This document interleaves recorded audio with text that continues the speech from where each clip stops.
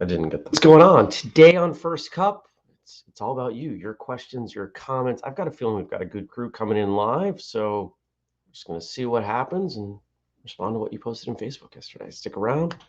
We roll in 15.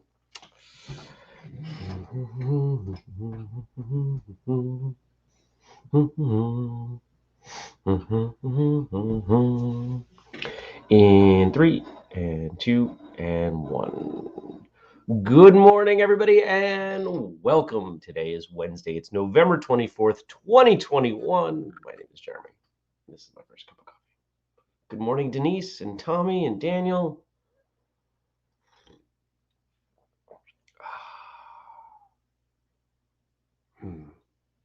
Good morning, Jenny. Look at everybody rolling in. How nice would it be if everybody got to have a cup of coffee with all of their friends first thing in the morning? Of course, it's Thanksgiving week here in the U.S., and I've been spending a lot of time thinking about what I'm thankful for. And almost all of it connects back to whistlekick. I'm grateful for this show, even though I do it. I'm grateful for Frank. Good morning, Frank. I'm grateful for his friendship, his help, his counsel. I'm grateful for getting to see, good morning, Liz. So many familiar names pop up. I'm grateful for the names that weren't familiar but now are.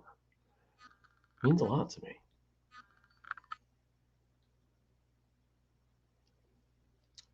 Through that, let's call it the first year when nobody hung out with anybody, I had you guys. It was significant.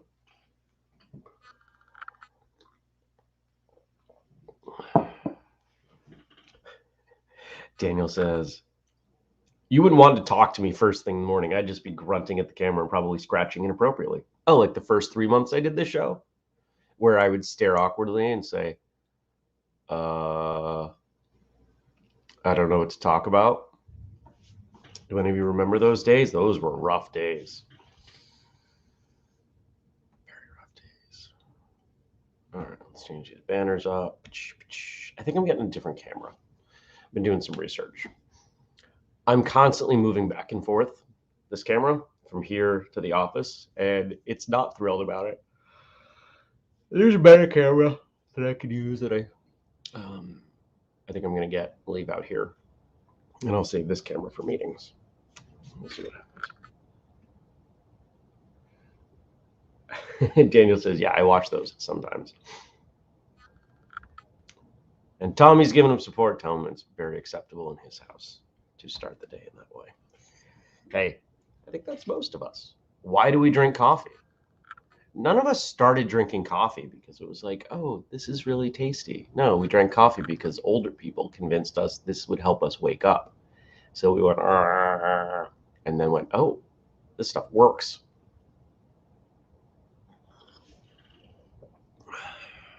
Good morning, Dennis. Dennis says that whistlekick pillow, though. I don't think we have these anymore. This was like early days. I've slept on these pillows several times. Early days, I would put the logo on anything and put it on the store. And then I'd buy one to see if it was, if the quality was okay, and nobody bought it. The shoes that we've made, I think the low tops, there are like 2 pairs out there. It's okay. So I tell you, you got to act fast. This sweatshirt, you got until the end of January, and it goes away. Liz also wants a pillow. Good morning, Mindy. Mindy says, I drink coffee because I had kids. That seems like a great reason. Denise says, that sweatshirt is sweet. Well, if I remember correctly, you get yours any day now. Yes, I do watch who buys. I watch the orders. I watch the sales. I do.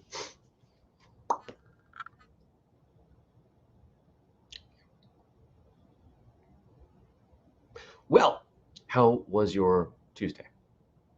My Tuesday started off weird. I did some work, and then I went to get my teeth cleaned, where they dress up like space astronauts. They dress up like astronauts. It's insane. I understand mitigating risk.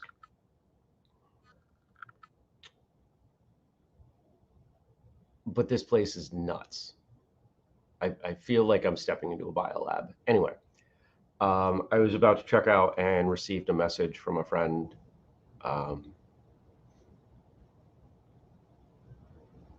That a dog was sick, that Roddy was sick, and that Roddy was going to be euthanized by the end of the day. And that kind of killed it. I posted some pictures on Facebook. I posted one on Instagram. I love a lot of dogs. There are a lot of dogs that I absolutely love, that I consider to be friends. Roddy was my best dog friend. So that was hard. And then when the post went up from his owners, these are the folks that moved to Costa Rica, I helped them move. And I shouldn't say so much I helped them move, I helped Roddy move. My job was to take care of Roddy on the planes. I got to fly first class with a dog. Like, it was an amazing experience. And I'm just thankful I got to have it. It was a good dog. And now that I've brought the show down, let's see if we can pick it back up. Good morning, Mark.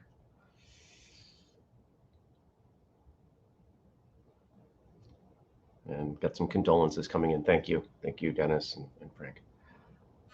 It sucks. This has been a year there's been a lot of loss in my life this year.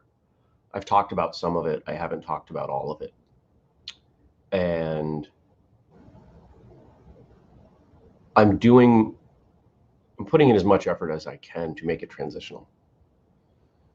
You can sit, you can lament loss. I can sit, I could just cry indefinitely about losing Roddy and Zuza, my cat, from a few months ago, and my father from a few months before that, and the other people who are no longer in my life for various reasons.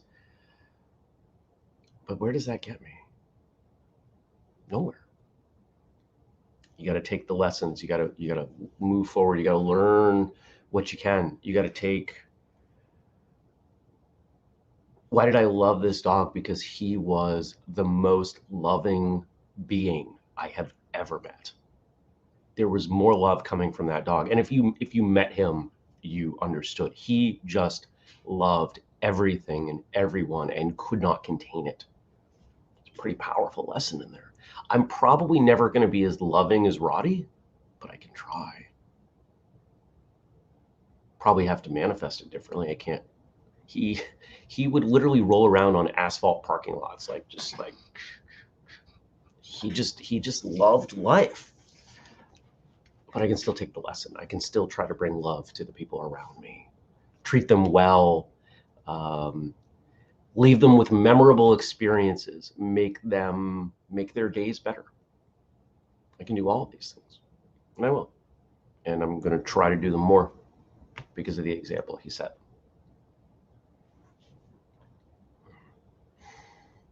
Denise says, Otto and I send our condolences. Thank you. Dennis says, not ashamed to say the tears are rolling at the moment. Well, there were a lot of tears yesterday. Stacy says, morning, Jeremy. Yes, you had a rough year. Remember the laughter with all these people and fur babies. Absolutely. And Tommy says, our animal friends become part of our soul when you can see, hold, hear, and smell them. When you can't see, hold, hear, and smell them anymore. I'm still finding cat hair. Every time I do laundry, there's still a sock that comes out with cat hair on it. That's going to be a long time. I've found rabbit fur in the last couple of years from 2014. Animal hair gets everywhere. There's snow on the ground. Plow went by. It's 19 degrees outside. Glad I did all the work I did on Sunday cleaning up the yard. Otherwise, that would be disappointing. Well, I promised in the opening this was all about you. So here's what I'm going to do. I'm going to ask all of you watching. There are 11 of you watching. And by the way, those of you watching later or listening, I appreciate all of you. And thanks for joining. There are more of you that watch this and listen to this later than join live, and that means something to me. So thank you. It means a great deal. I'm going to read the things that were dropped in the Facebook group, but I want, as I'm coming out of that, I would like you to leave other, things for me to talk about, questions, comments, etc.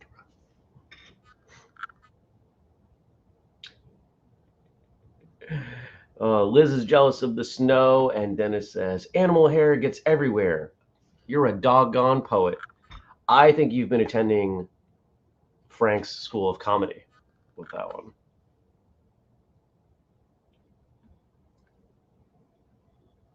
All right.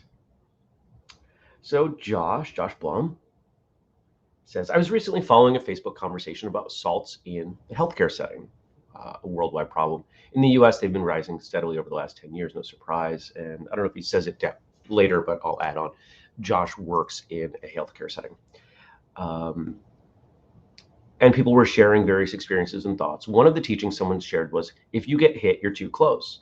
I was taught the same thing, but it always struck me as a well-meaning but unrealistic platitude, since it ignores the fact that sometimes you need to be that close. And sometimes, despite everything you might do, bad things can still happen, but are still trainable.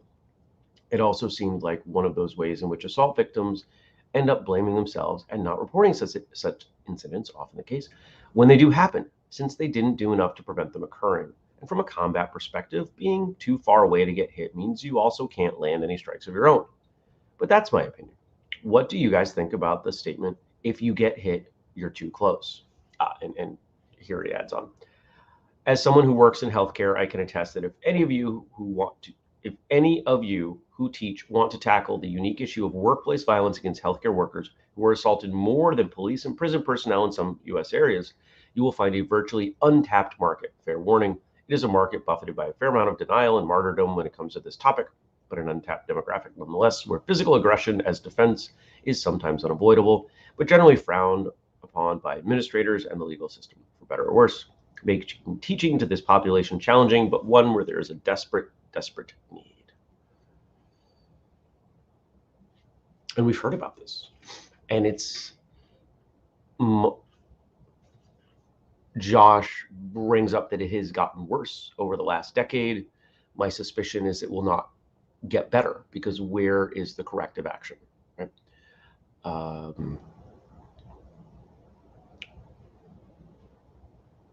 The general attitude in healthcare, my understanding of it as someone who doesn't work in healthcare, is that almost anything is okay so long as the patient receives the care they need.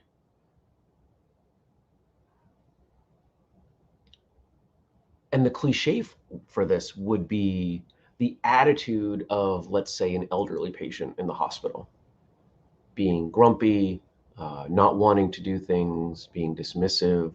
And we see that on TV and in movies. And it's presented as not a big deal. As if healthcare providers are supposed to care for people against their will. Well, I've said it before, no one's ever going to care more about your health than you do. Of course, we do have an obvious kind of exception group there in terms of mental health, those who may be struggling there and are lashing out of confusion or other reasons. But let's boil it down. Let's boil it down to the heart of the question. If you get hit, you're too close. If I would, let's say somebody snapped their fingers and they said, Jeremy, you've got to spend the next whatever period of time as a nurse.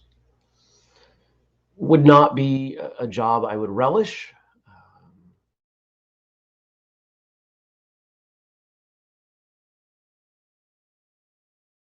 Have internet. There, we're back. All right.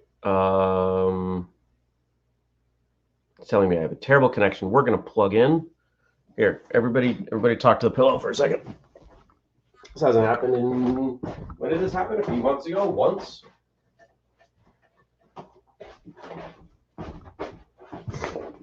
Plugging in. Wait, don't I have one on here? Nope. That's on the other laptop. Dang it. Okay, well, we're not plugging in. Hopefully it got better.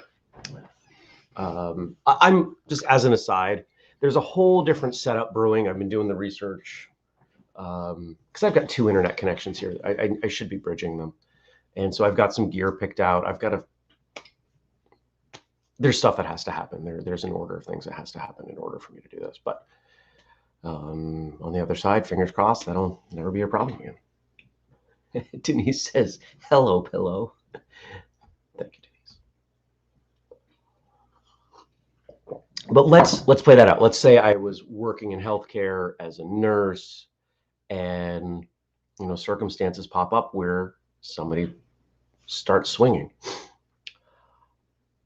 I'm going to guess that in many, I won't say most because I don't have enough context, many of the cases, just as a confrontation on the street presents some signs, there would be some signs from a patient that violence is about to happen.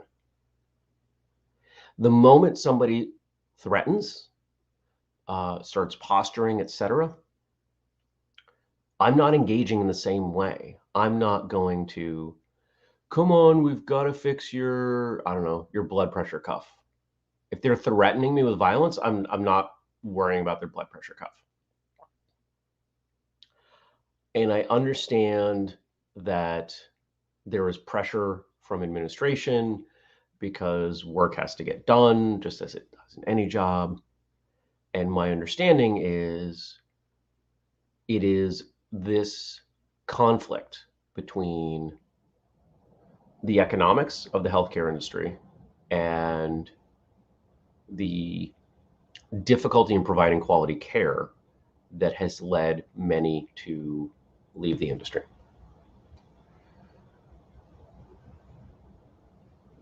Obviously, if you can get hit, you're too close. But how do you reconcile that? I think what is more valuable in that context than self-defense training is threat training, the determining when is someone about to go off the rails, so you can step back, so you can get out of the way, so you can leave the room, so you can go get security. I think that's much more valuable. It's the type of stuff that I've talked about a bunch. How do you avoid a fight? It's a skill set that many of us have and we don't realize, but we don't teach it. It needs to be taught. So I think that's kind of my roundabout answer. If anybody, I'm going to look through here and see what you all have to say on this. Okay, a bunch of stuff. Stacy says, I once helped a woman with a book on workplace violence and responses for community mental health workers. Scary stats, I believe that. Liz says, the time I spent in healthcare, about 90% of my work-related injuries were from violent patients. Stacy adds on, and yes, it is a crazy world in healthcare. In her case, a hospital that has only gotten crazier in the past 2 years.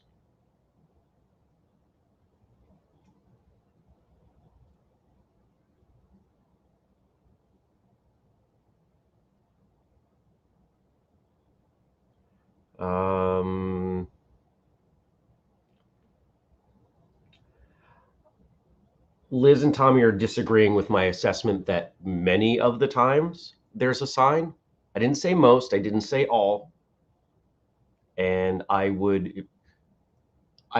stand by that assessment. I don't have context for most or all. And providing a single counterexample doesn't change the assessment of many. Out of 100, what's many? It's not 2, but if it's not most, it's not 51. It could be 40. 40% of the time, there's a warning sign. Yeah, I would guess at least that. Denise says, I wonder if perpetrators of assault on healthcare workers have a higher rate of drug alcohol influence or EDP, such that the manner of self-defense would be different than the average street predator. Interesting question.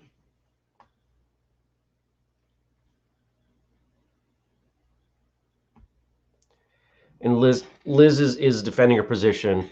Are there some that you can see coming? Yes. Most of my experiences go from okay to not in a snap. Well, this is where the skill set comes into play. If we were to take a scientific approach to this, if we were to observe, let's say, video,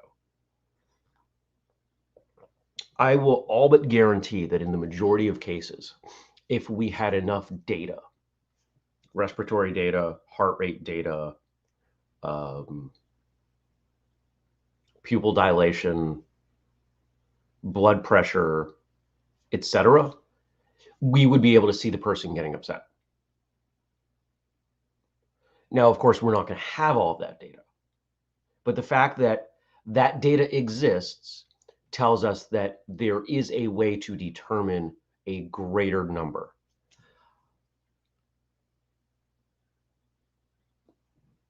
I'm not going to be able to solve it, and I'm not, we don't solve anything but by arguing about it. But my suggestion would still be, if someone was to step into this realm and present material, I think the focus should be on, okay, here's how you read. Because clearly something needs to change. You can't change what other people do. Probably not going to change the way the administration handles things. You can only change the way practitioners do it.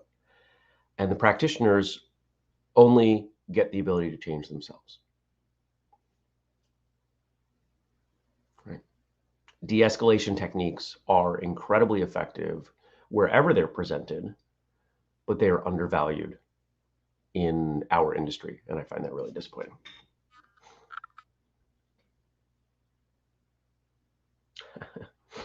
Tommy says, my apologies if you said many, then I stand corrected. I understood as all. I would, in terms of human readable, I rarely say all. I was having a conversation with a friend last night. I rarely say all or none, because if you're having a discussion with someone, the only thing they have to do is find a single counterexample to blow up your argument when you make it that strong, when you build it in that way. I don't do that. I'll say many, I'll say most, I'll say some, the majority. All right. Other. Stacy asked, what do you think of home ultrasonic machines for long-term injuries? Wise investment or money down the drain? I don't know enough about that tech. Hold on, let me make sure that I'm thinking of the right thing.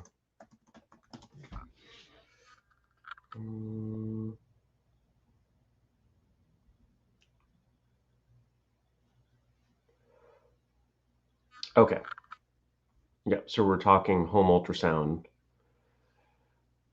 as physical therapy. Okay. When I think about a device like that, I'm thinking about something that is a situation where the patient is immobile. When we talk about injury, I'm a firm believer the body heals itself, assuming you give it the tools that it needs. Air, water, light, proper food. But then on top of that, we need movement. If it's a muscular injury, the heart takes care of shuttling things around. When we're talking about a joint injury, immobilizing it does nothing. This is why, if you go back to the episode with Gary Reinl on why icing is a terrible idea, it's why we're the only species that when somebody breaks a bone, we immobilize them. Nope, you can never move that thing until it's healed. But all the science shows that moving it increases the healing process. Why do we do that? Liability. When you talk about a joint, it's from the movement that waste product is shuttled around and good fluid comes back in most cases, most of the joints. Could an ultrasonic machine be an interesting or a valid component of a healing protocol? Yes, absolutely. But I'd make sure that if that's something that you or somebody wants to do, that you're doing the other things first. Movement is therapy. Walking is therapy. The more you can move in a gentle, restorative, non-exercise way, the better things go.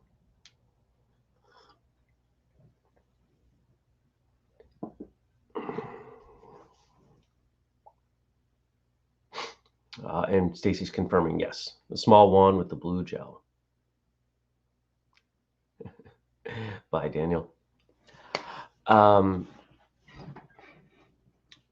Whether we're talking about ultrasound, which I'm now remembering my chiropractor was fond of using on light trauma with me.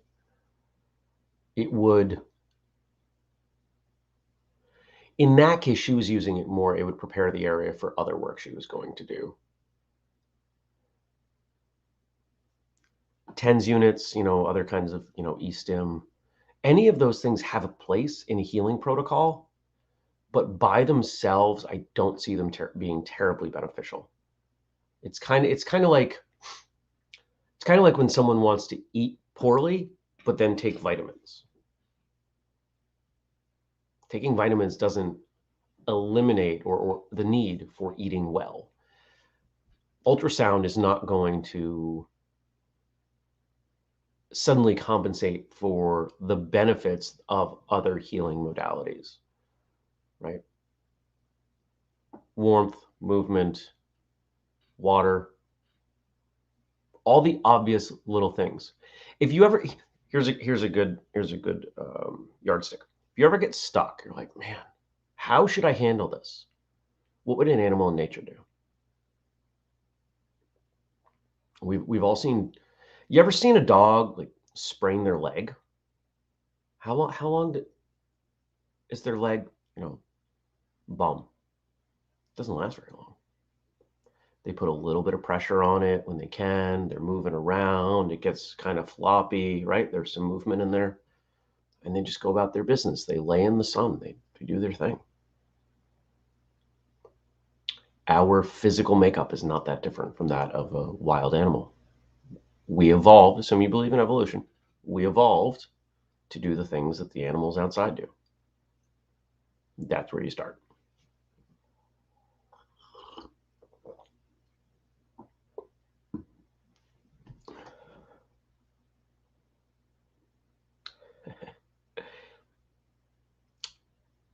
And Stacy says, yep, oh, for sure, in tandem with all the stretching, not as a sole tactic. Good. I wouldn't even call it stretching. I would call it movement. Stretching for most people, and I'm not saying this is how you're using the word, stretching for most people suggests something forceful. Well, this is a good place to end. Good conversation today.